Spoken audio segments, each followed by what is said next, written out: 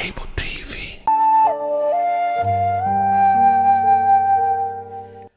allaha u naxariistay Dr. Cali Khaliif Galeyd oo ahaa siyaasi Soomaalida dhexdeeda caan ka ah ayaa waxa uu ku dhashay 1941 magaalada Laascaanood waxaana tacliintiisa hoose uu ku soo qaatay isla magaalada Laascaanood halka tacliintii dhexe iyo tii sarena uu ku qaatay dugsiga Sheekh markaasi kadib oo waxbarashadiisa sare uu ku soo qaatay waddanka Mareykanka gaar ahaan jaamacadda loo yaqaan Boston University oo 1965 uu ka qaatay shahaadada loo yaqaan MA sidoo kale waxa uu isla shahaadadaasi ka qaatay jaamacadda loo yaqaan Syracuse University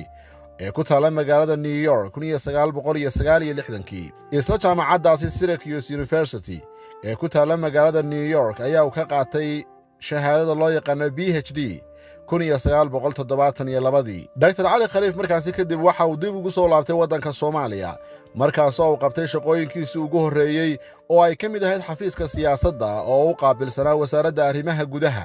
iyadoo madax uu ka noqday degmada Afgooye markii dambe 1970 ilaa 73 ayaa uu macadka tababarrada loo yaqaan Siiba waxa uu ka qabtay shaqada loo yaqaan waaxda tababarka markii dambena agaasimo guud ayaa uu ka noqday isla macadkaasi Siiba dhanka kale waxa uu madax ka noqday Dr. Cali Khaliif mashaariicdii dhanka warshadaha ee warshadii sonkorta ee loo yaqaanay Isnaay ee ku taala magaalada Jowhar oo uu ka noqday barnaamijkaasi madaxa fulinta 1980 ilaa 1982 ayaa uu noqday wasiirka wasaaradda warshadaha ee xukuumaddii kacaanka uu hogaaminayay Maxamed Siyaad Barre Dr. Cali Khaliif Galeyd allaha u naxariistay 1982 ilaa 1984 ayaa uu shaqooyin ka qabtay waaxda amuuraha dibadda jaamacadda loo yaqaan Harvard iyo sidoo kale jaamacadda loo yaqaan Cambridge sidoo kale waxa uu la taliyo u noqday hay'adda loo yaqaan USAID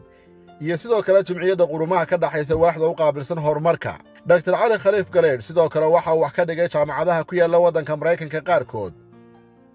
oo ay ka mid tahay jaamacadaha Maxwell, Syracuse iyo sidoo kale jaamacadaha ku yaala magaalada New York qaarkood Dr. Cali Khaliif Galeyd allaha u naxariistay waxa uu noqday ra'iisul wasaaraha Soomaaliya sanadkii 2000 bishii Oktoobar 8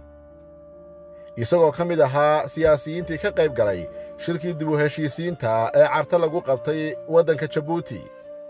iyadoo markaasi uu la shaqeeyay madaxweyne Cabdiqaasim Salaad Xasan hase ahaatee xilkaasi waxa uu ka degay 2001 bishii Oktoobar waxaana uu dib ugu laabtay jaamacadaha waddanka Mareykanka gaar ahaan midda ku taala Minnesota oo uu wax ka dhigay 2002 ilaa 2006 intaasi kadibna waxa uu dib ugu soo laabtay deegaanada Sool iyo Sanaag halkaas oo deegaanka Saaxdheer loogu doortay madaxweynaha maamulka Khaatumo oo halkaasi dhaqdhaqaaq ka waday tan iyo bishii Oktoobar ee 2017 markaas oo uu la galay heshiis rasmi ah oo siyaasadeed xukuumadda Somaliland ee uu hogaaminayay madaxweyne Axmed Maxamed Siilaanyo heshiiskaasi oo ka dhacay magaalada Caynaba sidaas ayaanu Dr. Cali Khaliif ku qaatay siyaasadda Somaliland oo ay isku fahmeen in la sameeyo saami qaybsi dhaba iyadoo dib loo eegayo shuruucda ay ku dhisan tahay Somaliland Dr. Cali Khaliif wixii markaasi ka dambeeyay waxa inta badan uu ku sugnaa magaalada Hargeysa ha yeeshee dhowr usbuuc ka hor ayaa uu u socdaalay dhinaca magaalada Jigjiga ee xarunta ismaamulka Soomaalida ee dalka Itoobiya halkaasoo isagoo xanuun hore aan qabin uu si kadisa ugu geeriyooday maanta oo bishu ay tahay Oktoobar 8 2020 Cabdishakuur Dayib Maxamed Hon Cable TV Hargeysa